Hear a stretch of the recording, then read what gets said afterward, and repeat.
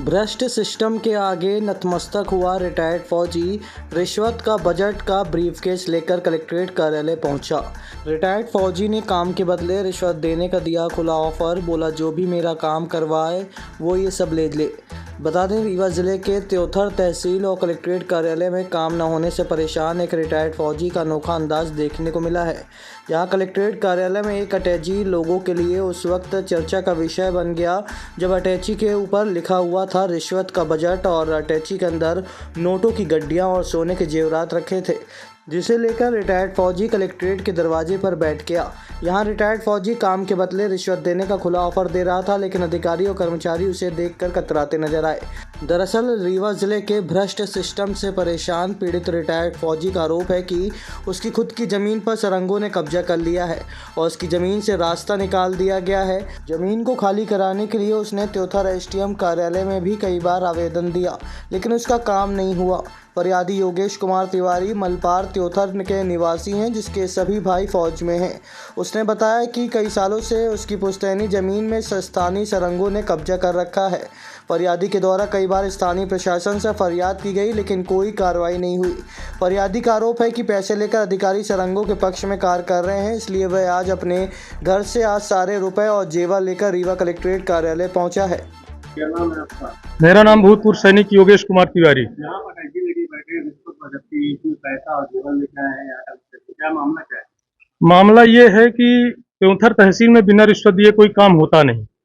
आज जो है इनके लिए हमारी जो जमीन है पुश्तैनी जमीन है, किसी को फायदा दिलाने के लिए हमारे ही जमीन को, पुश्तैनी जमीन को, जिसका पूरा दस्तावेज पूरे डॉक्यूमेंट मेरे पास ही नहीं तहसील में भी होंगे, कलेक्टर ऑफिस में भी होंगे, आप उनको भी देख लीजिए।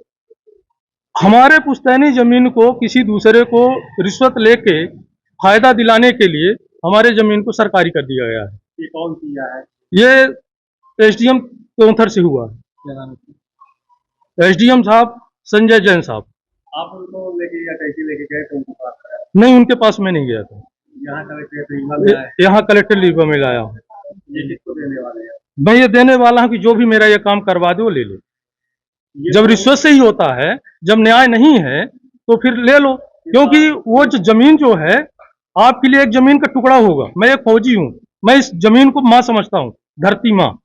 मैं इसके लिए जान देता भी हूँ बॉर्डर में और लेता भी हूँ। तो रिश्वत से ही काम होगा?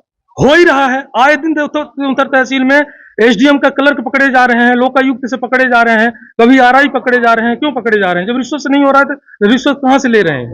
आप कितने समय से घुमाया जा रहा है? मैं इस चीज में लगभग 15-20 साल से प्रताड़ित हूँ और मैं स्वयं सेना में रहते हुए अपने अधिकारियों को जब सूचित करता था तो वहां से लेटर भी लिखवाता था कि साहब मुझे ऐसे ऐसे परेशान किया जा रहा है हमारे घर वालों को।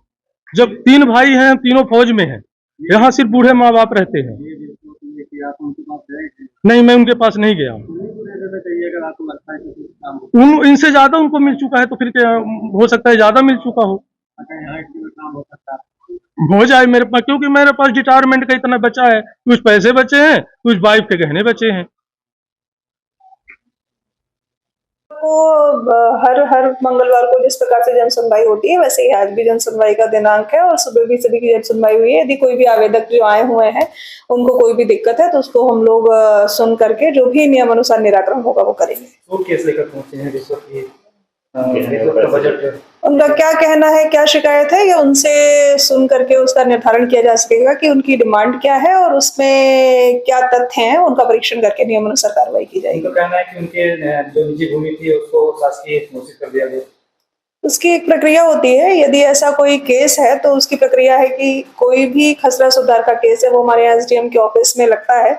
एसडीएम के न्यायालय में कोई भी व्यक्ति जो इस प्रकार से अग्रीव्ड है वो जाकर के संबंधित एसडीएम कोर्ट से उसका निर्णय करा सकते हैं और निर्णय में यदि उसके बाद भी किसी को कोई लगता है तो आगे जो न्यायालय है उनकी अपील होती है, द्वितीय अपील होती है। लेकिन जो भी आवेदक आते हैं उनकी समस्याओं का हम लोग सुनवाई करके जो भी तथ्यों के अनुसार विषय होंगे उनका निराकरण किया जाएगा। पिछले 10 वर्षों से लड़ाई कर रहे हैं, संभव है तो हम लोग सुन करके ही उसका निराकरण कर पाएंगे। उनका कहना है कि अधिकारी बिना रिश्वत के काम करते हैं। ये तथ्य क्या है उसमें, उसका परीक्षण किया जाना जरूरी। अब आपके रीवा शहर में खुल गया है रिजॉर्ट डी विजय विलास, रीवा का सबसे भव्य वेडिंग और इवेंट डेस्टिनेशन। अब रीवा में भी करें डेस्टिनेशन वेडिंग का सपना साकार। The Vijay Vilas hotel and banquets, Rewa का सबसे बड़ा और शाही वेडिंग वेन्यू जहां हर आयोजन एक यादगार अनुभव बनता है। हमारी विशेषताएं हैं ग्रैंड गोल्डन बैंक्वेट हॉल, सगाई तिलक और पारिवारिक समारोह के लिए भव्य स्थान, आर्किटेक्चर मास्टरपीस और ग्रीन लॉन, शानदार वेडिंग और रिसेप्शन के लिए परफेक्ट लग्जरी रूम और प्रीमियम स्टे, मेहमानों के लिए आरामदायक और शाही अनुभव, विला रेस्ट्रो रीवा का प्रीमियम रेस्टोरेंट बर्थडे पार्टियाँ और फैमिली गेट टुगेदर के लिए बेस्ट वर्ल्ड क्लास कैटरिंग, भारतीय और इंटरनेशनल स्वादों के साथ एक यादगार भोज अनुभव। अब भव्य शादियां और इवेंट्स के लिए दिल्ली, जयपुर या उदयपुर जाने की ज़रूरत नहीं दी। विजय विलास में रीवा का सबसे शानदार वेडिंग एक्सपीरियंस पाएं। पता है the Vijay Vilas hotel and banquets, ring road toll plaza के पास, रीवा, मध्य प्रदेश। बुकिंग और इंक्वायरी के लिए संपर्क करें 7880-08750 1 एवं 7880-0875002।